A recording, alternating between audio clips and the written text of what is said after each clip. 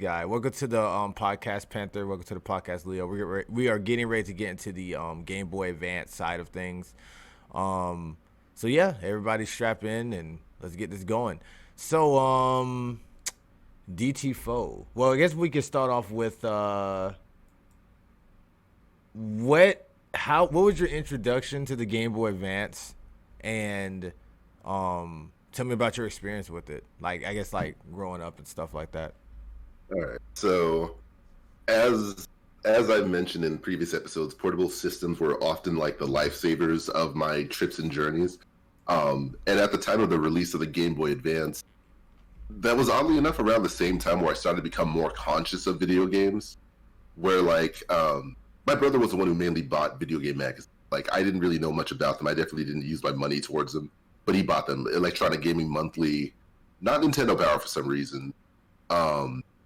And like as I was reading, it's saying like the new Nintendo system coming soon, the Game Boy Advance. We could play Super Mario Brothers 2 and whatever else. And I was hyped for it. I was looking forward to it. And eventually, I didn't get it until Christmas of 2001. And the funniest thing about that was that my mom, you know, because she was the gift buyer for Christmas, as most parents are, she only got one Game Boy Advance. She got That's a Game not Boy Advance true. for... My parents weren't gift buyers. My sister was the gift buyer. No, I'm joking. Go ahead. Okay. Oh. All right. What is it? Yeah, so the way my mom set it up was that she bought the Game Boy Advance for me, and she got me the Glacier White one. But she bought Wario Land 4 for my brother. And so she did that. Wait a minute. Glacier White one. They had a Glacier White one? Arctic White, my bad. Glacier Purple Arctic. Okay. My bad. So yeah, she did that parent trick, that literal parent trap of like, all right, so you get the game system, you get the game, you both are gonna have to figure a way to share. And like, I get the point. In hindsight, like, but I get it. Also that year, after like months after my brother and I got a GameCube, she bought Smash Brothers Melee for us and got it for us for Christmas. It turns out we already bought Melee with our own money. So that was also kind of funny. But the Game Boy Advance thing, yeah. The first ever Game Boy Advance game I played was Wario Land 4. Shared it with my brother. It was a lot of fun. It was also the first real Wario Land I played because I didn't really care for the other 2 or 3 at the time. And then once we got back home from wherever we were vacationing for Christmas, then I bought myself Bomberman Tournament, and that was my first real Game Boy Advance. And up to that point, I was already a big Bomberman fan. I loved the design, I loved the characters. I think Louis were in there, so that was already a bonus for me. And eventually I traded my Bomberman Tournament for Super Mario Advance, Super Mario Brothers 2. And that's at least the general beginning part. I don't know how much more I need to go into depth at the moment. But any other questions before we trade it off to you in your humble beginnings? I was gonna say it's interesting that Wario Land 4 was like, you said that was like your first Game Boy game? Game Boy Advance game. Game Boy Advance, sorry. And it was involuntary. Yeah, but I was gonna say that's interesting because it was like, how far? When did Wario Land 4 come out? Like, how long after the Game Boy Advance came out did that game come out? I could have sworn that was. How late did you get the Game Boy? I guess is my question. Unless I got the Game Boy Advance Christmas of 2001, and the system came out according to Google. It came out in North America June of 2001, so like 6 months later. Yeah, but go ahead. Sorry. I was gonna Google Wario Land for release date. And while you do that, yeah, Panther. DT-Faux.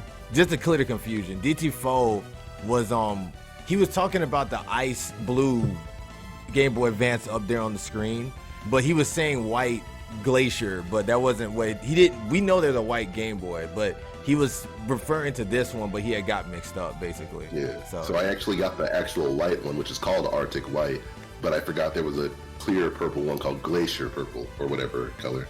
Yeah. Wario Land 4 came out August 21st, so it wasn't a launch title, but it came out in between summer and Christmas. Okay, got you. Yeah. But that's cool. That was your first game on the Game Boy Advance. Very interesting. What was your second game? Bomberman Tournament.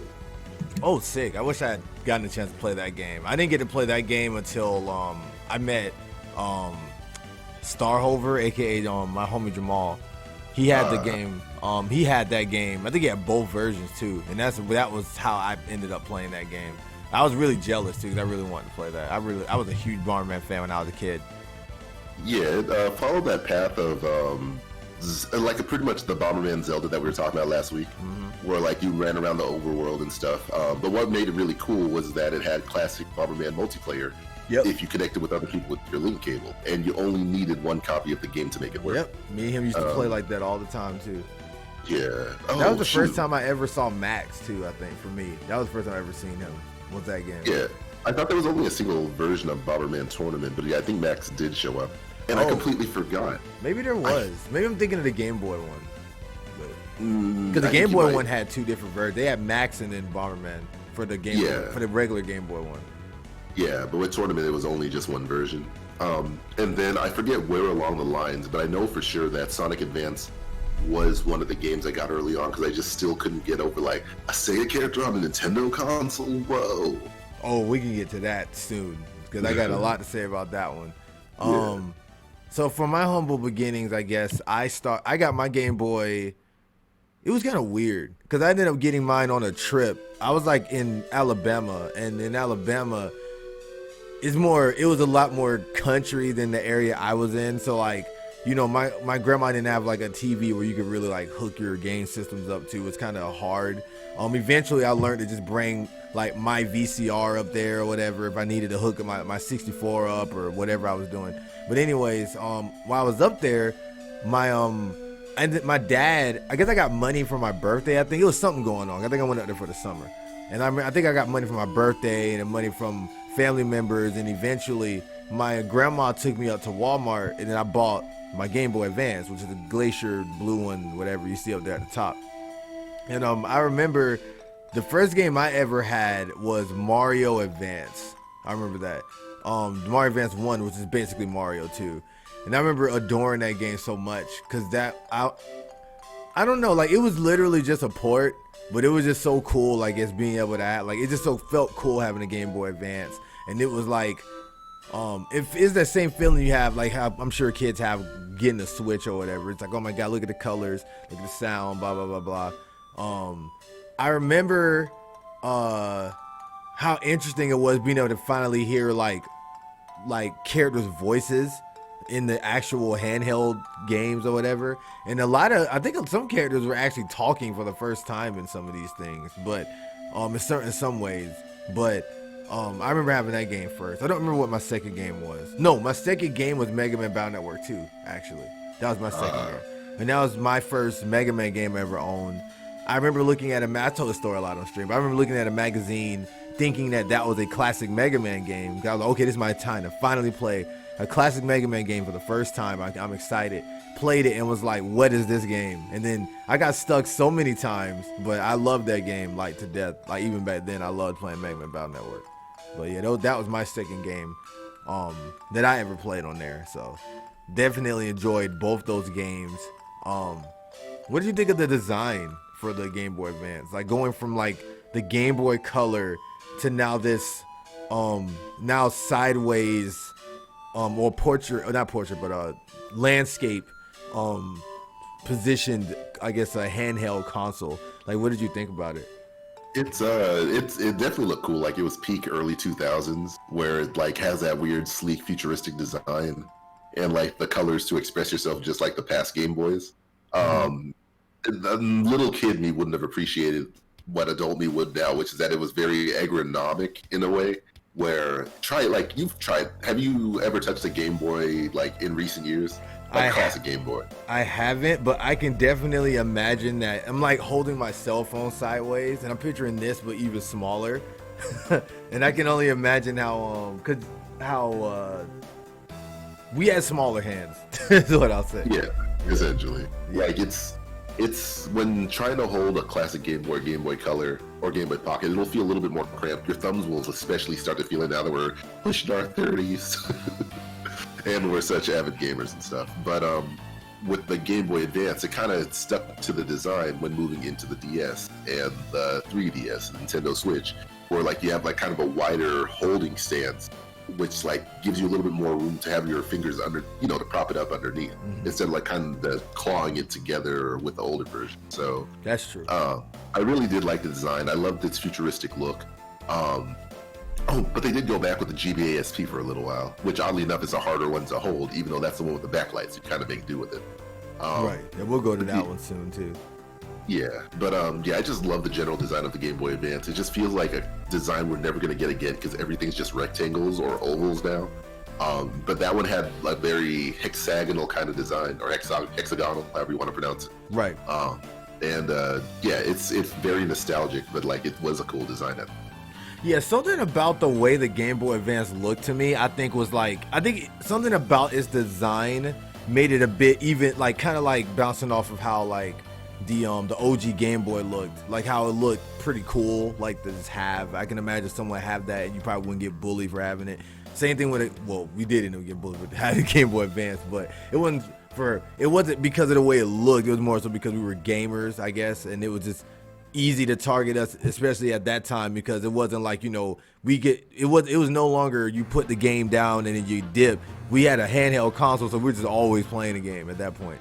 But I'll definitely say that I remember back in the day, having a Game Boy Advance, just the design looks so cool. Like, just look at it. Like, if you look at it, it's like it got like just the way the buttons are positioned, the way the screen's positioned, like everything about it just looks really cool, and it looks like something that anybody could have, like cool, lame, anything. It looks like one of those generic like I won't say Tamagotchi. Just looking at the way it looks like something I could see like a girl having or a boy having or whatever. Like I can just imagine it, and then it came in different colors, bouncing off of what they did with the Game Boy Color. So. Yeah, the purple, like I always appreciate how bold Nintendo was to like make purple for the GameCube, the Game Boy Advance, and the Game Boy Color. Like it's Nintendo, like the kind of flagship design. Like there was a Glacier one, which was cool and like see-through and very, again, like late 90s, early 2000s. Fuchsia eventually came out. White was also white. It looks like a Digivice.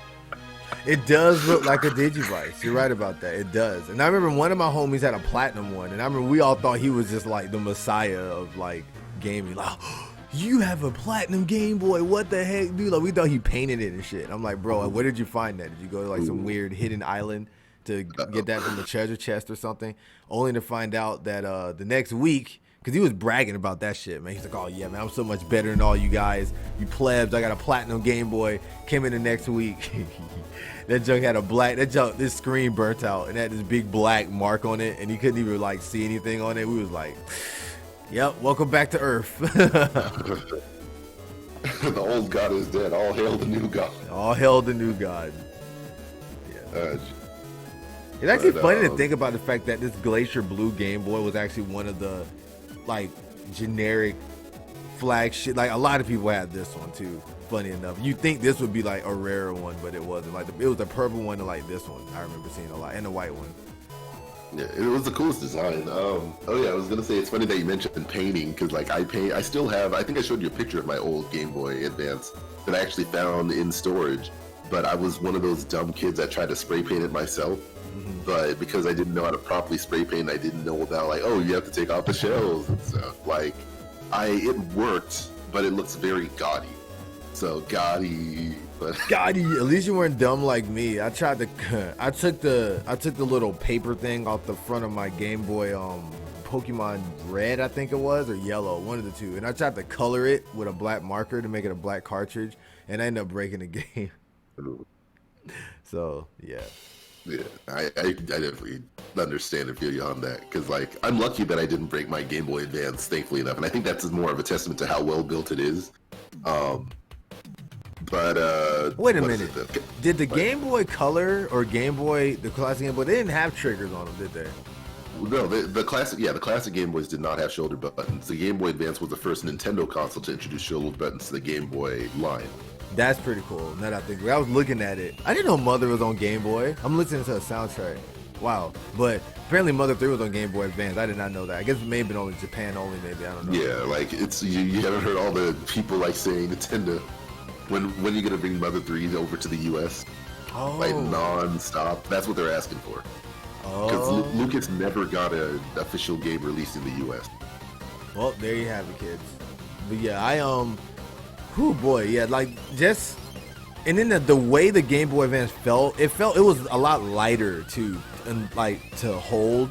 It felt to me than like the OG Game Boys, to me at least. And I remember I always kept losing the back to my Game Boy. Every memory I have of my Game Boy, I remember having a tape on the back of it to keep the batteries in. At some point, so I feel like the latch on the back may have broke for me pretty often because I always used to fiddle with it. Yeah, man. And I remember I had 2 of these actually, because the first one I had got taken away when I was in class, because at one point in 5th grade we all like start sneaking our Game Boys and Game Boy Advances in, and this girl at the playground wanted to play mine, and I was like, no, get out my face. And then when we got into class, she snitched and told the teacher that I had a Game Boy, and then she took my Game Boy. And she was like, well, you're not getting it back unless your parents come and sign off for it. And I was like, well, I guess I'm just not getting that back because I ain't about to do that. And then, you know what? Eventually, I was about to say, and then eventually I ended up telling my parents that birthday that I accidentally dropped in the trash or something on accident. And then they was like, okay, and this got me a new one. And I was like, yay. Yeah. I was gonna say I had the same experience about a snitching girl, and that's how I lost my Game Boy Color temporarily. Wait, do we have time for a quick story? No, go ahead. Okay, so once again, back in Germany, blah blah blah. There was we had a field trip, and it was the craziest thing about this field trip was that it was an overnight stay, like almost an entire week in like a place in Germany while we were living in Germany, and like. That's more respect elementary kids school. It got kids in elementary school I've ever seen get compared to even kids in middle school and high school. But the main thing was that like we had a 5-day trip. The biggest rule they were saying is like, hey, you don't bring any electronics, don't bring your video game consoles. But me being the dumb kid that I was that loves playing my video games, I brought my Game Boy Color anyway. And this was like around peak Pokemon Gold and Silver time. So you could probably already see where the consequences went with it. But yeah, as we're going through one of the areas and stuff, like we packed snacks and stuff. I had the Game Boy in my backpack, and then when I opened my backpack, I realized, oh man, like this banana that I was saving for later wound up like smashing onto the Game Boy Color. So rather than letting it sit, let me clean it off real quick. And like out of nowhere, one of the classmates behind me just said, like, saw me pull out my Game Boy trying to clean it, and then snitched to my teacher dead in my face about it. And not only did she confiscate my Game Boy Color with my Pokemon Silver, but like at night we went to the swimming pool. I wasn't allowed to swim for the night, and then like she wound up keeping it for like the entire summer, saying like you can get it back when your mom comes to get it. My mom's busy at work, so I went like more or less an entire summer without my Game Boy Color. And then when summer day camp happened, I'm seeing everyone else doing their playthroughs of Pokemon Gold and Silver, doing their trade and doing their battles, and dumb me just didn't have it because dumb girl snitched. Like, that's the saltiest I think I've ever been at that time. And yes, I know, breaking the rules, etc., etc. But then, like, some of my other classmates bragged saying they brought their Game Boys too, and they still had theirs. So yep, that's how it always works. It's the kind of thing where, like, there's no justice in the schools. And I think that's what makes a lot of people, especially like the nerds and geeks, very cynical of that kind of thing. It's like, you know, it's like when you're often bullied and then no one has your back too, and then you're still somehow the one that faces punishment when you're the one being bullied. Like, oh, you got into a fight, you're fighting in self-defense, well, you fought back, so you're suspended too. And that actually happened to me. Yeah, that happened to me too. I don't miss that side of grade school. I miss the structure. I miss the opportunity to make friends. I do not miss the negative social side of grade school. It's very interesting because the Game Boy Advance did come at a time where I feel like I feel like everybody got bullied in every time period, but most of my memories, and I'm sure most of your memories and most of a lot of people's memories around our age happened during this Game Boy Advance time. Because again, I feel like it made us easy targets because we were like 24-hour gaming, basically, aside from the battery thing, as aside from like my games at the house. So when I'm out, you know what I'm saying, I'm just out, you know. But since we had the opportunity to have a game console on us pretty much at all times, we were basically just gigantic nerds, like, you know what I'm saying, like a 24-hour job or whatever. So it was like, I don't know. It's, dude, I have so many memories with this thing, with like, especially going to camp. So I don't care what anybody says. I swear, I think I'm the first kid to ever bring Game Boy Advance to camp, and I think I'm the one that started that trend, because nobody was bringing their shit to camp like that. Because I think we weren't even really allowed to bring like outside stuff like that in, you know, because you're on a military base, and then, you know, accountability for you know, for items that don't belong to them and shit like that.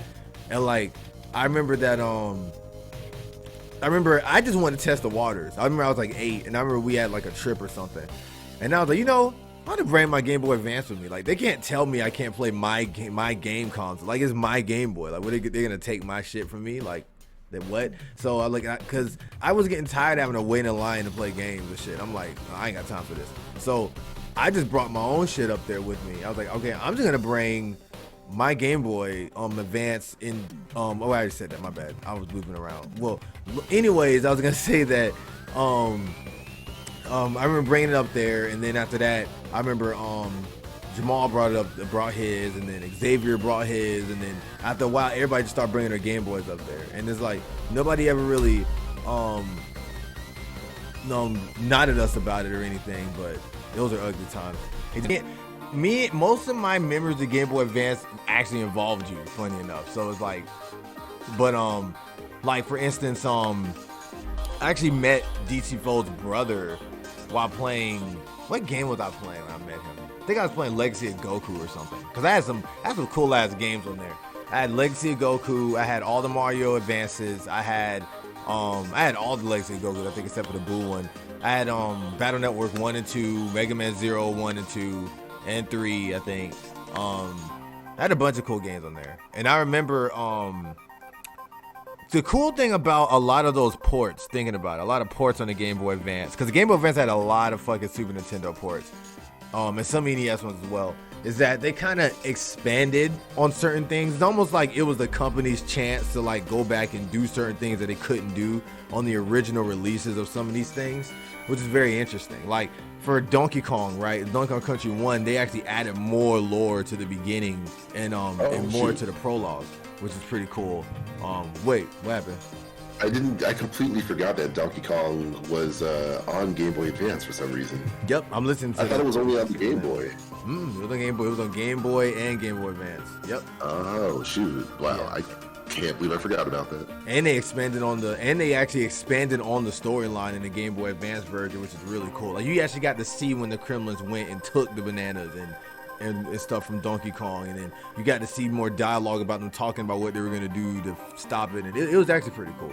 And then the Game Boy Advance Donkey Kong Country 3 actually had different music than the Super Nintendo one, and it's actually really good. Like the Game Boy Advance one, I think actually, because I think what happened was the composers, if I'm not mistaken, I could be wrong, didn't do from the first two, didn't do the one from the third game, and then they actually ended up doing the one on the Game Boy Advance, which is why the Game Boy Advance one, the Game Boy Advance soundtrack for Donkey Kong Country 3 is actually better, which is interesting. So, oh yeah, he Pepsi forgot about it too, but yeah. But yeah, that you brought up like one of the coolest revelations for, like, I guess kids that may not like have thought it all fully through, is that, like, as someone who unfortunately missed out on the Super Nintendo, it was like the coolest revelation to realize, like, wait a second, this is just a portable Super Nintendo. And like, it just made the whole entire thing more exciting, because I missed out on an entire generation of Nintendo games because I didn't have the specific console. So the Game Boy Advance was my chance to get in on some of it, including Yoshi's Island, Super Mario Advance 4. No, sorry, Super Mario Advance 3, because Super Mario Advance 4 was Super Mario Brothers 3. I did feel like some freaking Supreme Detective or something, like when I came to that realization, like, wait a minute, they put Mario Brothers 2 on here, they put Mario Brothers 3 on here, they got Donkey Kong on here, Super Mario Brothers World, they got Link to the Past. This shit is literally like a portable Super Nintendo. Like, it started coming to me after a while. So. Oh god. so many of the games I'm thinking of, like for some reason, a lot of the games I got were tied to places I've been to. So like, because we didn't meet till 2003 when like I moved to Georgia. Ooh, that was such a long time ago. Yes, God dang. Yeah. At this point, 17 years ago. Oh my gosh. Like before that, my family was living in Kansas, and I distinctly remember picking up. We were visiting Mall of America, and like on the way out, I know we stopped in the ED Games, and I picked up Super Mario Advance 3, Yoshi's Island, and so for the entire road trip back home, I was playing that Yoshi's Island game for the first time, and this is even before knowing like people saying Yoshi's Island was one of the best, quote unquote Mario games of all time, if not one of the best video games. So that was a cool experience, not even knowing I was playing the quote unquote inferior version. But again, as a kid who missed out on the Super Nintendo, that was my opportunity. Interestingly enough, the port. Oh, sorry, my bad. You have more? I'm sorry. No, you can continue because I'm trying to think what else I can say. I was about to say, funny enough, a lot of the ports too of the Super Nintendo games ended up being some of the crappier versions. Looking back at it, because like with the screen crunch, and that was one. All right, so now we can go into this because this is inevitable. I don't want to, because everyone talks about this shit all the goddamn time, but it's inevitable for us. We're gonna end up talking about it anyway. The Game Boy Advance had suffered some, while it was pretty cool, the color on it was pretty cool. The fact, the renditions of it, of other games were pretty cool. The soundtrack to certain games were really cool on there. The sound font rather. The biggest problem with the Game Boy Advance, I'm sorry, I said that kind of stupidly because I got this Zelda music playing in my ear and it's so good from Minish Cap, and I got super distracted while I was talking. But I was gonna say that the Game Boy Advance had suffered from screen crunch because of the resolution. They had to put this tiny ass. They had to put a game. Some of these games that were originally on bigger screens or built for bigger screens on this tiny ass console, and they had to make it where we could at least see everything, but at the same time, be able to play it and shit. You know what I'm saying? So I guess they actually sacrificed, instead of making the game too small, they just like cut out parts of certain aspects of the game, which made it harder actually. So like Rayman 1 was like extremely hard in the Game Boy Advance because you couldn't even see what the hell was coming. Mega Man and Bakes, for instance, like some of the hardest games of this series were on the Game Boy Advance with screen crunch on top of all of that, which is terrible. The lighting on the Game Boy Advance was ass. All right, I'm just gonna say that the lighting was so bad. You had to literally play the Game Boy Advance underneath some type of lamp. We had to talk about this too because everyone's already talked about it. I know everyone knows about the car drives at night when you're driving and you can't see shit. You're just praying for a street light to pop up so you can see like a glimpse of the game. You know what I'm saying? So you can like get past a certain part of it. Everybody remember those days. So I was actually one of the kids that had one of those big, ugly magnifying glasses that kind of covered over the screen and it had a lamp on it. I mean, it was ugly, but shit, it did its job at night. I'll tell you that much. I remember being under my covers at night and when I was a kid and playing Mega Man Battle Network with like the little lamp thing on there, and that and Kingdom Hearts Chain of Memories and shit on there. Speaking of which, the Game Boy Advance has some PlayStation ports of games too. I'm not gonna Chain of Memories, I don't know if that counts as like a port per se, but it's more like a IP. Yeah, the IP came over. But in a way, you can kind of say it was like their cheap way of putting Kingdom Hearts 1 on the Game Boy a little bit. Kind of. I guess it does kind of recover. I guess it does retread some of the story, but it was still a unique story in itself, which made it weird. Yeah, it was very weird, actually.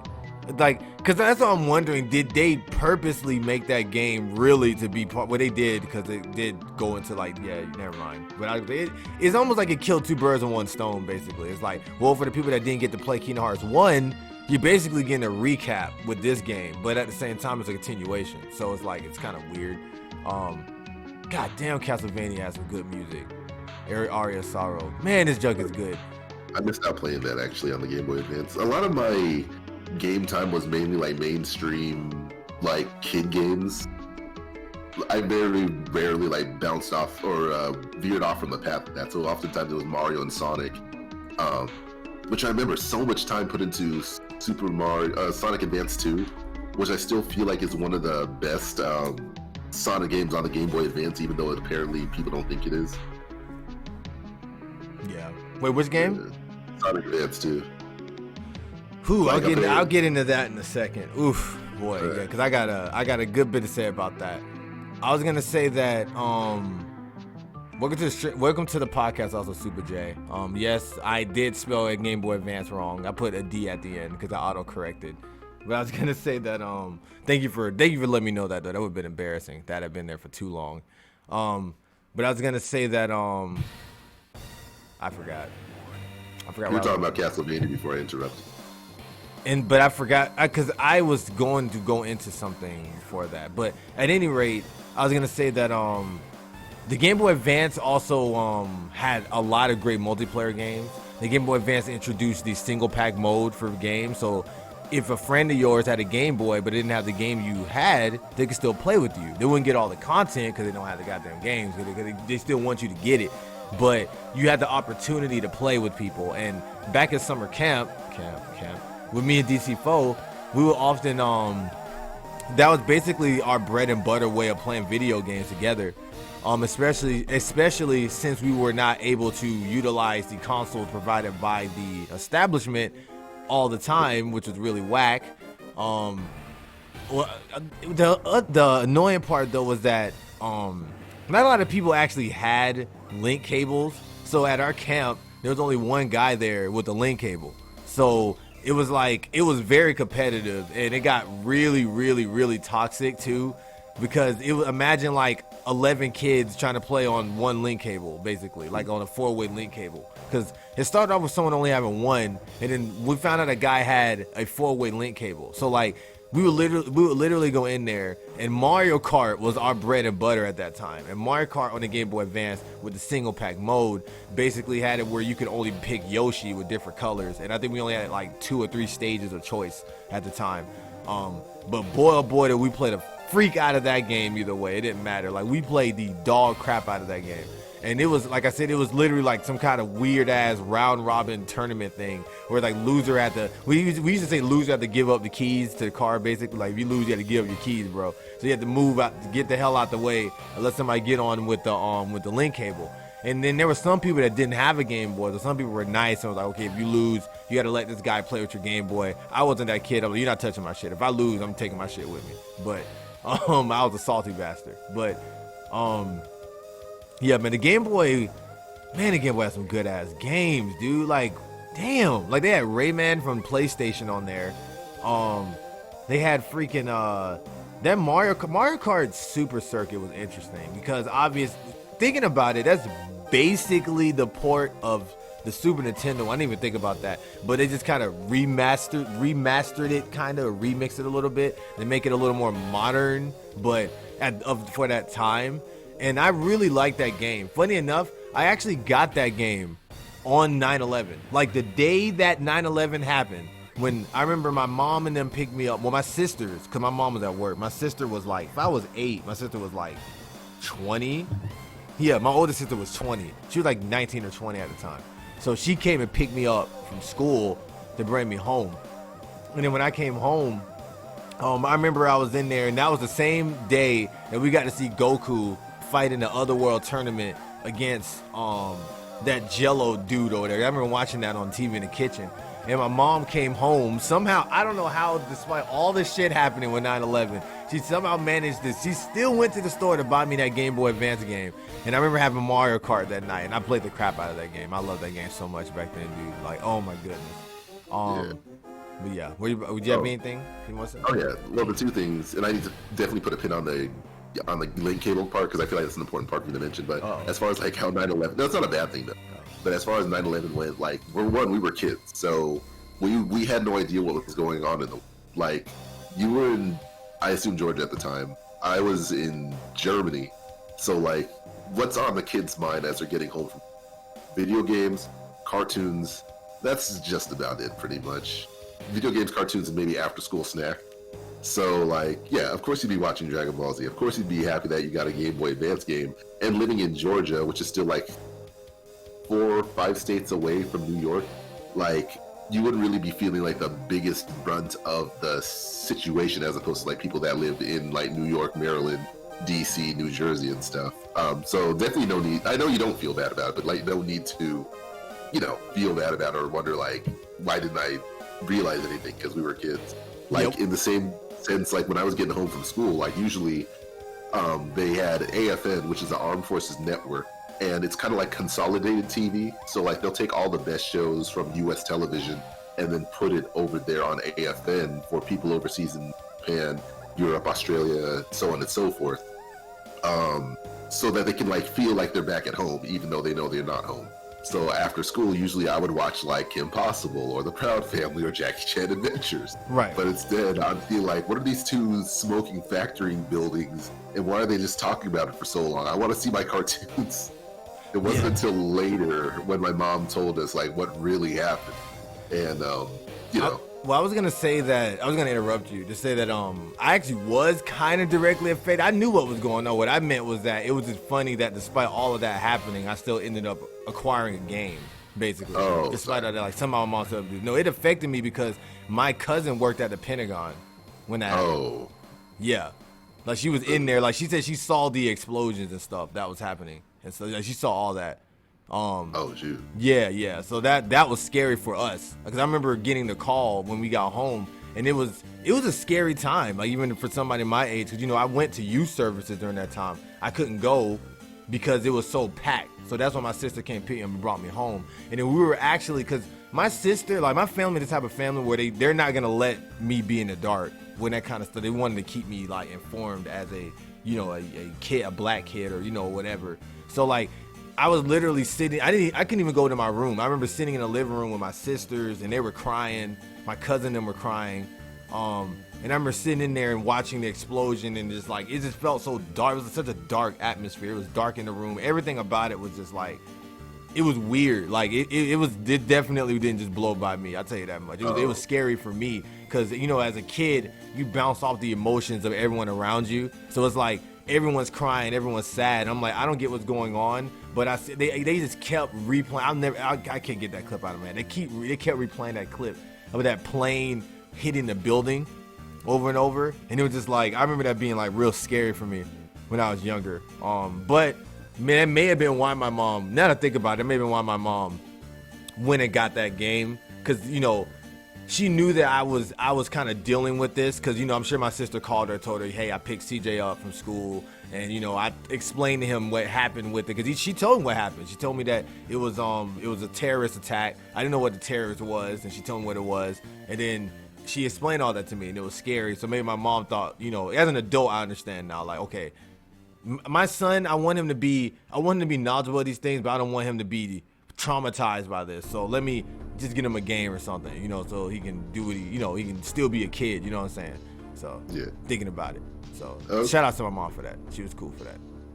All right, so yeah, my bad. I guess I misunderstood the full situation then. And like, I do remember being told as well, but like, I guess it just didn't register me like just how absolutely terrible it was. But like, I definitely did remember seeing that even on German TV and stuff. It was just nonstop replaying of like, it was a weird thing. Like, it was almost like credits rolling, but it was showing all the names of the people who unfortunately died from the attack. And because like it was in a major places like DC and New York, a lot of those flights were also international. So it wouldn't just be American citizens who would wound up being killed, but also people from all over the world. Yeah, but that was definitely like a crazy time. And like it unfortunately did negatively impact like how our world operates. Like, as you saw with going on base, it's harder to go on base now than it was back in the 90s, where you could just pretty much stroll along. It's like, hey Jim, how's it going? Now it's like they check your name, your ID, your eyebrows, your fingerprints. That's an exaggeration, but like they stop you in your car to open your car trunk to see if you're carrying anything in your car, under your car. Like, they wound up getting super serious after that. And ironically enough, we saw more terrorist attacks. Thankfully not on the level of, oh, it changed the way we flew on planes. We can get in, yeah, ooh. God. Yeah, sorry, not to be a downer. The Game Boy Advance video games. Yeah, I was gonna say because we were kind of going off on a whole different tangent. I wanted to stop you before you were getting too into it. I was like, yeah, let's kind of get back to the game because I only went in that to kind of like let you know that I wasn't in that headspace, I guess. But yeah, I didn't mean to trigger that, but it's fine. I was gonna say that. Fascinating. Yeah. But I was gonna say that it was what was I gonna say? Oh yeah. So you said you want to put a pin on the link cable thing. What did you have to say about that? Okay, so back before the Game Boy Advance came out, I believe most of the ways to play multiplayer was only set up as 2 Game Boys. And the other thing too was that like I don't think that was as popular of a thing to do as far as multiplayer on a Game Boy. Like I think Pokemon was what made it mainstream. Other games allowed it, but no game did it like Pokemon. Then when the Game Boy Advance came, they started to explicitly marketing like, hey, you can do 4 players if you have 4 Game Boy, which was really cool. But the cool thing is that with the original link cable, it only connected 2 people, but it had a special port dead in the middle where you could plug another link cable into it to make a 3rd player, and another link cable into that link cable to make a 4th. And that was one super cool thing about the link cable back then. Like that was the thing I wanted to talk about. And it wasn't crazy important, but it was there. No, I actually didn't know that this entire. I thought people just had. You could just buy a pack. I'm sure you could, but I didn't know that you could just keep linking and linking and linking, which is probably why it's called a link cable to a certain degree. But I didn't know it had that many layers. And to Super J, the Game Boy Advance actually did have a wireless adapter for it by the end of it, like right before the DS came out for Pokemon. Yeah. And unfortunately, not a ton of games. Apparently, most classic games didn't really use it. It had to be in the code.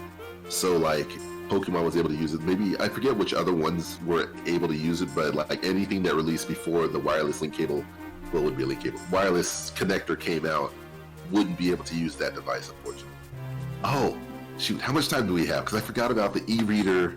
I forgot about Boktai. Go for it. No, go for it. I was going to say, before we get to that, dude, hold on. Before we get to that, we got to talk about it, man. Me and you met through the Game Boy Advance, man. Like real rap. We kind of talked about when we met, but I'm trying to remember. I think I met you playing Battle Network, if I'm not mistaken. I want to say me and you was playing Mega Man Battle Network 2.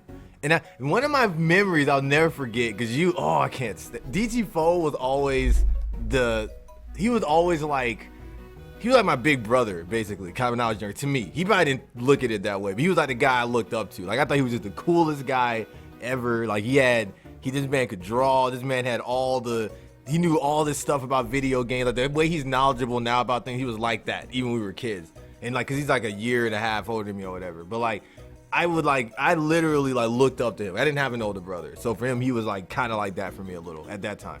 And like he came through, and I remember.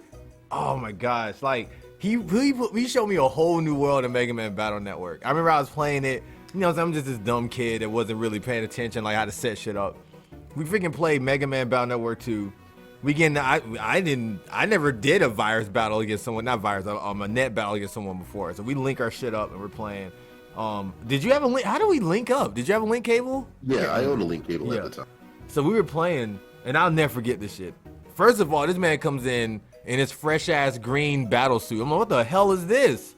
He's like, oh yeah, I got a style change. That was a style change. He's like, yeah, man, I got the leaf shield, or not leaf shield. You got the leaf wood. No, yeah, wood shield. That's wood shield style. And I was like, what the heck? 'Cause I'm shooting him and he's blocking my shit with his shield and shooting tornadoes across the screen.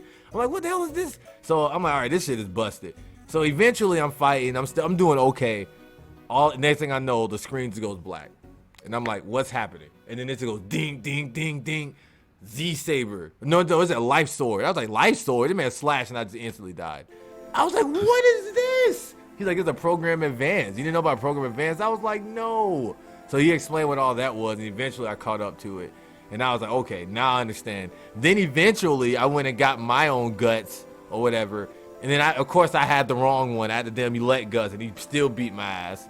And I remember DT-Faux used to beat my ass to Smash back then, and I had to get good to try to beat him. But that's a story for another day. But I was gonna say that I'll never forget that shit. And I remember us playing Sonic Advance 2 together too. We played the shit out of Sonic Advance 2.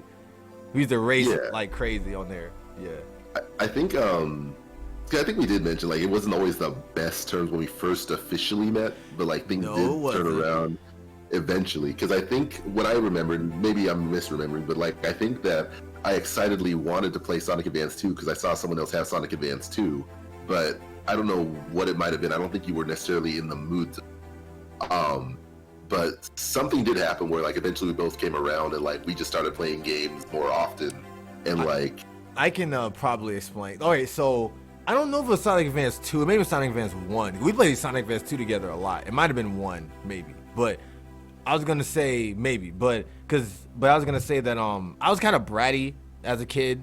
I'm kind of bratty now, but I was a spoiled brat when I was a kid. And like you said, you get kind of traumatized when you're younger and you get bullied as a gamer, and then you get kind of screwed over by people. Like, you know, like you said, like you're the gamer, you're in school with your Game Boy, everyone else has Game Boys, but you're the one that gets in trouble because everyone turns their back on you and snitches on you, and then the same people bully you and shit. So eventually you're just like, okay, fuck everybody, you know what I'm saying? I'm just gonna keep my games to myself, you know what I'm saying? And then like I didn't know what to do, having someone like you said excitedly come to me with that, and I don't know what it was about you that rubbed me the wrong way back then. Like I said, I think I'm annoying, so like there's no denying. I'm annoying, so there's nothing. I don't think the way in which you are annoying, I guess, to people I don't think you were annoying to me in that way. I don't know what it was, but maybe it was the fact that you were just so brash and just outgoing. It was just like, okay, I don't know how to handle this shit. Get away from me. But I think it was, more than likely, the only way to piss me off when I was younger was if I couldn't really get my way with certain things. So maybe like it could have been that me and you got into some debate or something, and then I don't know. But either way, I think that what happened was like, because you came in spurts, you weren't there all the time. And I think that like eventually you came during the time when I think I got there during like the, during the teenage club thing or whatever, when I was like 11 or 12. And during that time, I didn't really know anybody. So when you came, you were the only person I really knew, like that I could identify with. So I was just like, okay, you're cool to me. Because like I said, I don't know anybody else here. So it was like seeing a familiar face kind of. So that's probably what happened with that. Yeah. And like, yeah, with the Mega Man Battle Network stuff, yeah, I remember we both struggled with that. So I wound up like printing out pages of game pack stuff, not realizing that I think it was like the Romanji spelling of certain puzzles. So like we still didn't quite figure it out. Oh, I remember that. Yeah, I mean, you got stuck or something on that shit. Yeah. And you had to bring it up there. Yeah, I remember that. Yeah, like one of the weirdest puzzles, which I think because you played Battle Network 2 right now, was like where you had to find the binoculars at the campsite. Yes, and it was underneath the freaking waterfall. Like, oh which, how would you have known? There's a lot of stupid crap like that. We should play Sonic Advance 2 or 3 online sometime. I'd be down for that, Super J. We actually tried to play that on Parsec, but I had the laptop before last was shitty, so we couldn't get that going. And yes, Sonic Battle Online would smack Milk Tea. Speaking of which, go ahead. The link cable single pack mode of Sonic Battle, where we're playing that Shadow the Hedgehog mini game. I don't even remember that. Yeah, I think that was the one we were playing the most, where like you're at a Radical City or whatever it's called, and like it's more or less a straightaway, but you change lanes to like beat the other person by hitting dashes and stuff faster. What? That's badass. I didn't know that was on there. I'm pretty sure it was on there. Wow. That's pretty sick. But I was gonna say that. Make sure I'm not remembering. But as you're saying, sorry. Oh, why are you doing that? No, you're fine. I was gonna say, but yeah, the Game Boy Advance was a very ambitious handheld console in general. It was a humongous part of my childhood. I met so many friends through the Game Boy Advance. I had so many games in there. It came during the time, like I said, like between the time when I was like 8 to like 12 or 13. Like this shit was the Game Boy Advance was so pivotal, I think, in a time of gaming, even to this day. Like Super J and Milk Tea and Panther and Leo, we all have such. Even kids are going back and emulating the Game Boy Advance. So like, even though a lot of the Super Nintendo ports were kind of like whatever on it, it definitely left a lasting mark in a lot of different franchises and series. Like with Pokemon, we ended up getting Pokemon Ruby and Sapphire, which took things to a whole new level, including Emerald. We have Mario Luigi Superstar Saga, which like took shit to a whole new level with that. That game was freaking amazing. We had Metroid Fusion and Metroid Zero Mission on there. shit, we had Wario Land 4, which took Wario Land to a whole new level. The music, and the Game Boy Advance took music to a whole new level too, like with its sound font and whatnot.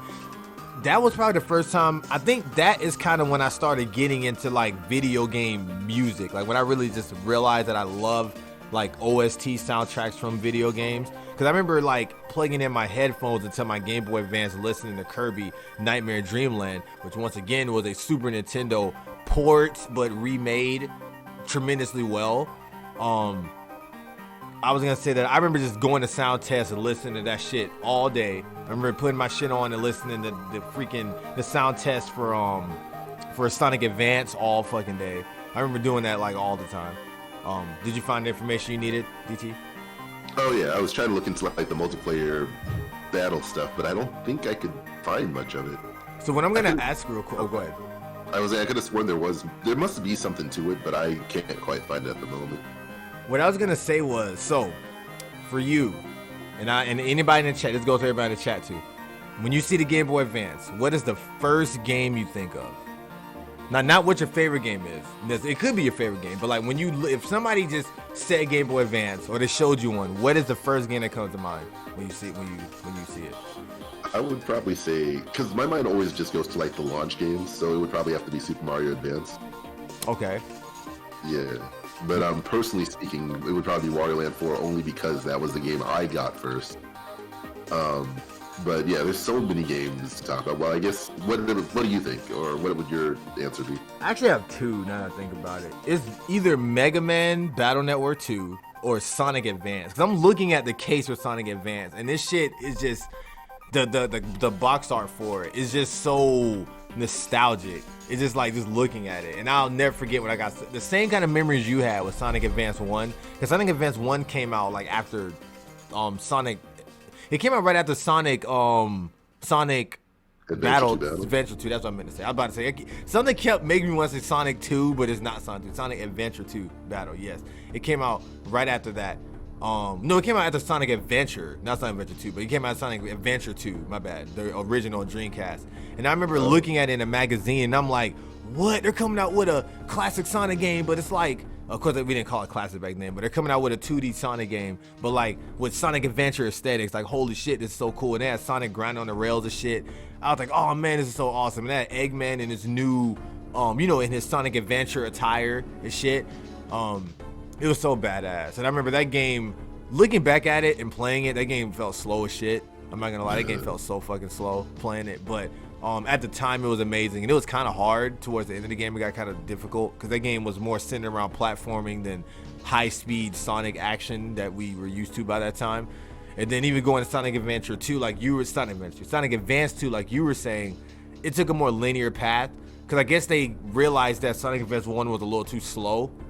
They sped shit up tremendously in Sonic Advance 2. And if you look at the maps for it, because I listened to YouTubers over there. I went to YouTubers' channels and they showed it.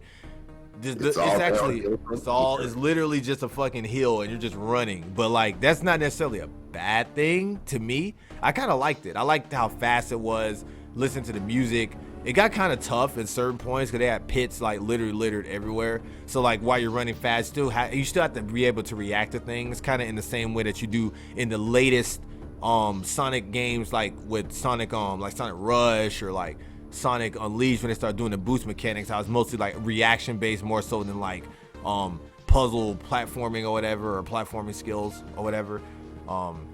Yeah, the good times, man. Yeah, and I think that's the reason why I like Sonic Advance 2 was definitely the thing that introduced me to like the idea of speed-based Sonic, and that's my favorite one. That's why I like Sonic Advance. That's why I like Sonic Unleashed Daytime Stage, and that's why I like Sonic Generations in general, is because like the speed is what makes Sonic fun.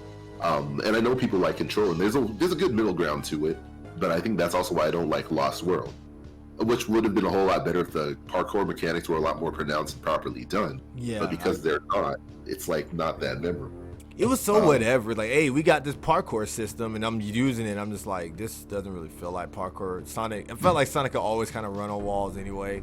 But I mean, I get that, like, the way it was implemented was different, but it was just like, this doesn't feel like parkouring to me. It just feels like Sonic's running on a wall. Like, I don't know. It just felt so whatever on Lost Worlds. But we could talk about that game when we get to it. But Yeah. So, not knowing how much time is left, I wanted to go over some of the gimmicks real quick as far as the Game Boy Advance went. So, like, the first one is will be, what is it, Drill Dozer, and the Rumble feature that was included in it. Did you ever get to play the original Drill Dozer? No, I didn't actually. I heard a lot about it from you. Oh, okay, yeah. Like, one of the reasons why it was such a huge release was because it was like from the makers of Pokemon, because it came from Game Freak, came Drill Dozer, and like it's a very unique and solid platformer because it's literally all about like upgrading your drills through stages so you can break through stuff and like latch onto things with your drill. Like, if you, there's no other way to really play it at this moment aside from like Wii U wear. So if you can find a way to play it, definitely play it. But the fact that it had like Rumble in it was a cool little feeling that added to like the, what's the word? That feeling of playing the game actually. But yeah, trying to keep the ball rolling because I know we're kind of running a little bit long. WarioWare Twisted. Did you ever get to play that? I didn't. Wasn't that the first Wario? Wait, what? Well, the first WarioWare game was on Game Boy Advance, but I didn't play Twisted. No. Yeah, so Twisted, I forget whether it came out before or after Touch, but what made WarioWare Twisted unique, alright, WarioWare was unique in itself because it was a bunch of what they called microgames, and that was never truly done before. If you look up some of the Did You Know gaming stuff, apparently the concept of WarioWare was that like it was kind of made in secret by folks in Nintendo, then they ran it by the higher ups, and eventually it turned into a real game. But WarioWare Twisted had like the little tilt functionality, which made it a whole lot more unique to play certain games, where you literally had to twist and turn your system. Oh, Kirby Tilt and Tumble too. Yeah, Kirby Tilt and Tumble on the Game Boy Color also more or less used that technology too. And then Yoshi's Topsy Turvy also had like tilt functionality, but that one was much more limited. Where rather than being a loose tilt functionality, it was like kind of based off 3 different axes. So you had like left tilt, middle tilt, right tilt. And I'll never forget, my biggest regret was buying that game from the Nintendo World Store as opposed to Fire Emblem, which I don't know whether or not I would have kept up with that game, but I was like, all right, I only have $40. Should I get Yoshi or should I get Fire Emblem? And I got Yoshi, and I beat it on the train ride home to my dad's house. That's how short it was. And let's not forget about the fact that Fire Emblem was like first introduced to us in America via Game Boy Advance too. That was also very interesting. Yeah, so like I wish I bought that, but it's me being 14 years old and only knowing the more mainstream stuff, I went with Yoshi instead of Fire Emblem. And I probably wouldn't have beat Fire Emblem because I still wasn't that invested in RPGs. Keeping the ball rolling though, Boktai, The Sun Is in Your Hands, it was made by, what is it, Fox Productions or whatever, which is Kojima's company that also made Metal Gear. So that was a lot of the tagline and marketing. Like from the maker of Metal Gear comes Boktai, where you're more or less a vampire hunter and you have a sun gun. And the way the game works is that you literally have to have like UV rays hitting your Game Boy Advance cartridge to power your gun and your sword. And that was one of the coolest concepts ever, because we'll never ever truly be able to do that again. I remember sitting outside like on our deck back in Georgia, just playing the game in the sun, because that's what you had to do to beat the game. And I actually beat Boktai 1. I don't think I beat Boktai 2, but that was a cool experience that will never ever happen.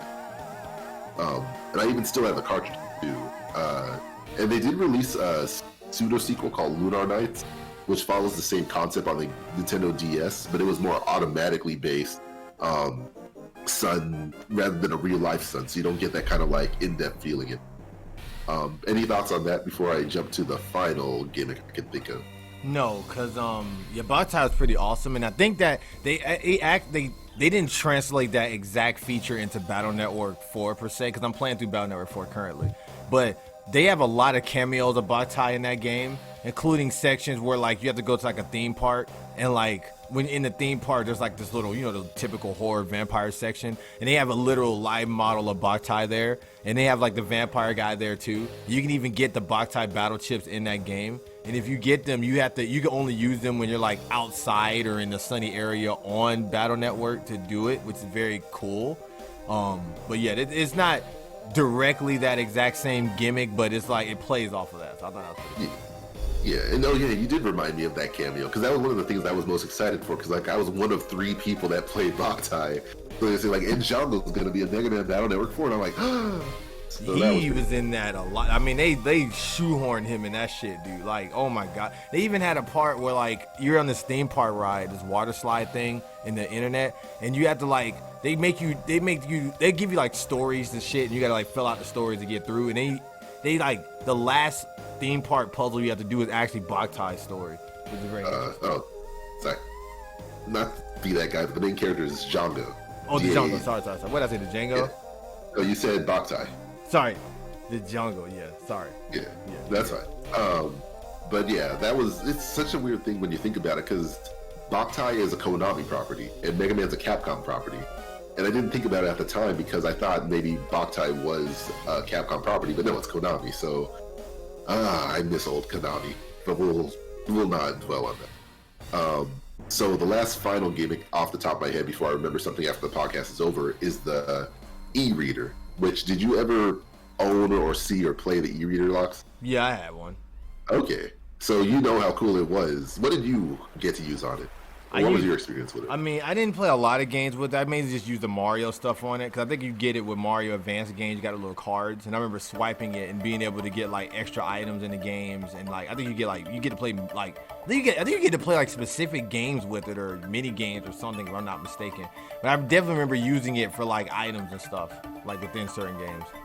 Yeah. So overall, it was definitely like it was more or less like an extra console inside a console, if that kind of makes sense to the people listening, where like it was a reader device, like it was kind of like Skylanders or an NFC device. So you got this big black cartridge, that black guy named step away from the cartridge.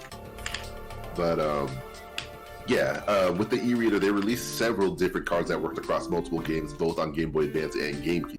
And so the first initial releases were classic NES games that once you scanned 5 cards, you could start playing the NES game. In hindsight, it's very, very inefficient, but it was very cool at the time. Then there was some cross-game functionalities, including like if you buy Animal Crossing cards, you could scan that into Animal Crossing on the GameCube to get some cool items, cool messages, and stuff. And they kind of kept that concept alive with the Animal Crossing Amiibo cards, and Amiibo in general, when you think of what else was there? There was Mario Party Advance. There was Mario Party E, which was for the e-reader, and I never figured out how it worked. It was more or less its own standalone party game, but it wasn't real Mario Party. There was connectivity with Super Mario Advance 4, Super Mario Bros. 3, where you buy the booster packs of cards, and you can get either special items, like you said, which you can scan into Super Mario Advance 3, or you can unlock stages with those cards. And thankfully, when they did the re-release of that game on the Wii U, they included all their e-reader stages, because, who's owning or buying these cards anymore? There were Pokemon e-reader cards, where they were actual, like, Pokemon trading cards that you could battle with, but they had a special e-reader dot code on the side of the card, where if you scan it, you get, like, either little Pokédex descriptions or a cool little toy or mini game included. So, like, the e-reader was a really good time. It was very short-lived, and it's not necessary these days, but it was just such a cool concept back in the day, and I miss it. And I think that's all I have to really add to that.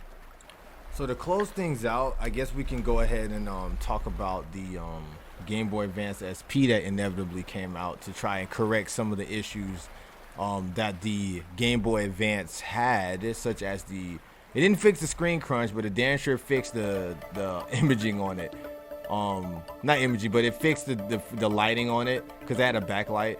And it looks like it kind of tried to take a step back to the OG Game Boy a little bit, Game Boy Pocket rather, but tried to kind of remix it a little bit by making it a flip screen. I don't know if this was some precursor to like flip phones, or they were trying to reference a flip phone with this or something.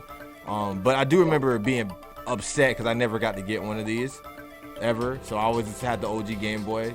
I noticed that with this one they have like a slider to turn the game on now.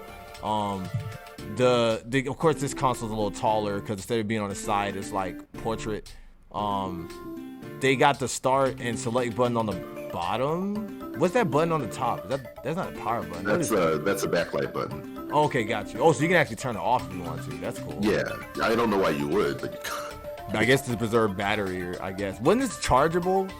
Yeah, it was rechargeable. It sacrificed a headphone jack. I'd be remiss to forget to mention that the Game Boy Advance and the Game Boy Advance SP were very reminiscent of the Game & Watch game, like the classic Game & Watch devices. Really? I didn't know that. Yeah. So if you look up any images of Game & Watch, like the original Game & Watch, which I think the first one was Ball, the buttons, the screen is in the center and the buttons are on the side, and it's very much like landscape-ish, like a Game Boy Advance OG is. And then there are also the clamshell Game & Watch games that are like dual screens. So Yeah, like I think that's that. part of what plays into the GBA SP, and then eventually goes into Nintendo DS. Wow, it looks just like a DS. Yeah, so I forgot to mention that. I'm glad you reminded me somehow before the end of this whole thing.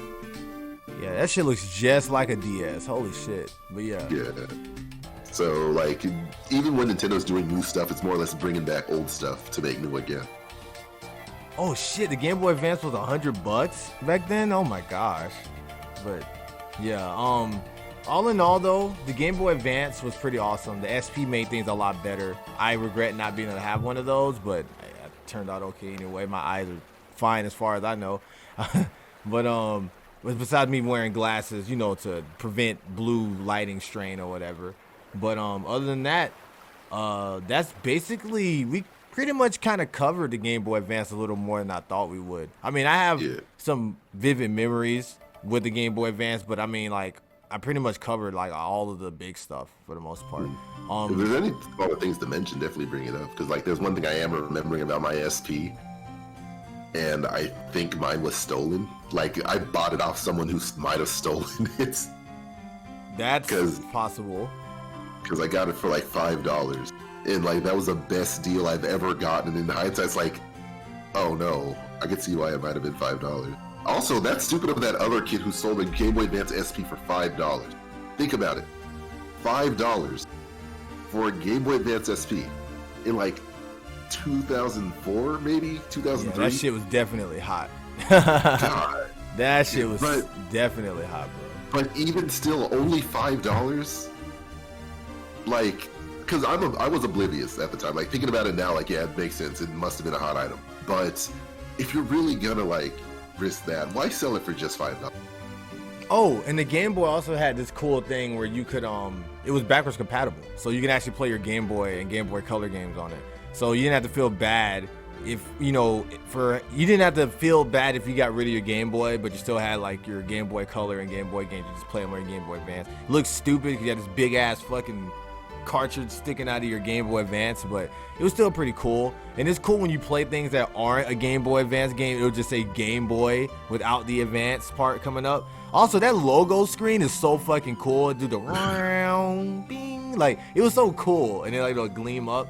I think you could even like glitch it, not glitch, but you could do like this cheap shit. I think if you press start and select, I think it'll like just show the Game Boy part, and as long as you hold it and when you let it go, it'll go ding, and it'll show like the Advance like way after. You can like delay it. Like there was a lot of tricks. I think that's what you had to do to get single pack mode started. If you didn't, if you had a cartridge in it, I think you press start and select as a starting up, so you can start up that weird mode to do single pack without taking the cartridge out. Oh, okay. Well, I recall correctly. That may have been why you were able to do that then. I thought it was just some cool thing you could do.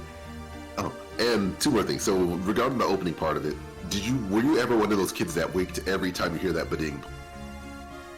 Winked? Yeah. No. Like, did you do like any kind of finger guns or wink your eye or something like when you hear that ba-ding sound? Maybe I did, but I don't have any memory of it if I did. Okay. I might have, but no. So if any of those kids out there or folks out there that never winked, you were cowards. Just putting that out there. Dang. The other thing too, it was also one of the first consoles to introduce sleep mode, which was also a very sleep mode. But like compared to the Switch and the DS and stuff, where it's just built into the system now, like it was very revolutionary at the time. Even though batteries would last like 16 to 18 hours. Let's say, for example, you were playing an RPG or some game and like you were in the middle of a stage and you just couldn't finish it, but you didn't want to turn off the console and lose that save data. There was a certain button combination you could press to turn on sleep mode, which would actually save. It's a power save, and then you would press the buttons again to reactivate it, so you could continue exactly where you left off as long as you never turned off the console. Game Boy Advance games later down the road had a special option within the game to turn on sleep mode. Then you would press a combination to turn it back on. But that was also a cool revolutionary thing that didn't necessarily exist in portable consoles at the time. So sleep mode on the Game Boy Advance, even though you probably never needed it, was such a cool thing. that's pretty much all I got to mention with it. Yeah, good times, man. Oh man, and I want to get into. There was one more accessory, but it kind of ties into a console we'll be talking about later, the GameCube. There's the Game Boy Advance pack. I forgot what it's called, but the thing where you could. Sorry, no, I didn't mean to interrupt because I thought I had it. Sorry. No, you're good. No, but yeah, it's a thing where you can basically, it's that black thing you can sit on the bottom of your GameCube to make it look taller and shit. You can actually put a Game Boy Advance. Wait, no, is that what I'm thinking of? No, there's two things. Yeah. Well, there's two things in there. The Game Boy Player, which I had. You can actually put your Game Boy Advance game inside of the GameCube, and you can actually play your Game Boy Advance games like on a big screen TV, which was so awesome. So like, that was ways that some of my friends could watch me play certain Game Boy Advance games. And then they also, I don't know what even compelled them to do that. Good on you, Nintendo. That's like a precursor to the Switch too in certain ways, or the Wii U. And then they also had the cable that you could use to plug into your Game Boy Advance, to plug into the GameCube to play certain games like Four Swords or anything else. So essentially almost like a fucking Wii U where you can play on the top screen and you have your games on the bottom screen. You know what I'm saying? They had a lot of cool things. Yeah, like the fact that Final Fantasy Crystal Chronicle is being released on modern console mobile shows like how before its time the Game Boy Advance GameCube link cable was. Chow Garden, where you can temporarily, or you can move your chows to your Game Boy Advance temporarily without a cartridge. But if you had any of the Sonic games, including Sonic Pinball Party, Sonic Advance, then you could like transfer your chow and raise them there, and then transfer them back into any of the games that had the Chow Garden on the GameCube. And that was another cool thing too. And another thing I almost forgot. Do you remember the Game Boy Video? Game Boy Advance Video. Oh, you talking about when you were able to play all those movie clips and stuff on there? Yeah, I remember that. I remember watching Sonic Advance. We were on that trip to Carowinds and SpongeBob and Fairly Odd Parents. I remember all those. I think we stopped at that mall in between Atlanta to home where like we got to hang at that mall, and I remember that like I walked out of there with the Nickelodeon Game Boy Advance video cartridge. And like for whatever reason, we were trying to watch All Grown Up and Fairly Odd Parents on the way back. I remember that too, for better or worse. If you look at those videos now, they look like garbage. Yeah, all those damn pixels, bro. I wanted Sonic X so bad for my GBA. Yeah, he had he had it. DT-Faux. I don't know why I'm pointing this way. You're like down there on my screen. You're like this way. Damn it, you're somewhere around here. You're there. Pointing at the smiling fox. This guy had it. This idiot. Yeah, him. He did it. He done it. I also picked up the Disney Channel one, which included an episode of Lilo and Stitch and I think Kim Possible. I gotta look back and find it, but I can't believe I still have it. And it's also a thing of its time because you can download like entire seasons for cheaper than I bought those cartridges for at the time. Man. But well, guys, we're gonna start wrapping things up because I gotta get back to what I was doing. But I appreciate you guys tuning in. Thank you guys for tuning into another episode of P4FX. If you liked what you saw, be sure to like, favorite, subscribe. I'm joking, but thank you so much, guys. Is there any questions anyone have before we start wrapping things up? Like anything, like any questions you guys have for us? I'll take like 1 or 2 questions if anybody has any. If not. Guys, I appreciate you tuning in once again. You can follow me on SG_Loxus on Twitter, and you can go to YouTube if you want, if you didn't catch all of this. To catch that is also SG_Loxus. I'm like messing up today. And the VOD will be there as well if you want to review the VOD or whatever. So not for me. Okay, cool. So I guess everybody's Gucci then. DT-Faux, do you have anything you want to say before we dip? You can find me at DT-Faux, and not really much else to add at the moment. So that's pretty much all. Well, there you have it. So next week, are we gonna do the 64 or are we gonna do the PlayStation? Which one you want to do? You want to do both, or like what do you want to do? We can test the times. I think it's best if we focus on the systems we played the most, and then supplement with the systems we played the least. So I think like most of the time we're often Nintendo kids. By the time we get to like the Wii days, like there's a lot of time with the Wii, but more of it I think was on the 360 by that time. And then I think it kind of came back with no, you played the PS3 when the Wii U came out. Well, this is what I'll say. I did so I did actually play the PlayStation a lot. I have pretty good memories of PlayStation. About as much I do with the 64. In some cases with like Crash and Spyro and all those games. And Parappa Rapper and all that stuff. But I'll definitely I think I can have more to say about the 64. So like you said, we can kind of like sneak it in there maybe or something. Or we could put the PS1 with the PS2 or something. I don't know, but yeah, we could do that. I think that makes sense. Yeah, we can probably do that. And then we can what I was about to say, we can by the time I got to the Wii, I didn't play the PS3 until way later actually. So it was mainly the Wii, and then it was the 360 and stuff. And I got a lot of stuff to say about 360 too. So, but yeah. All right, so yeah, GG. GG no re. Video games suck. I never play them. They're bad for you. They'll rot your brains out. You should totally read books about violent characters that totally are more wholesome than video games. He said that. The guy somewhere where I'm pointing that I can't. That guy. He said it. That's a whole other rant. I'll say for another. He done it. All right, but thank you guys for tuning in. Appreciate you. I'll probably be streaming today.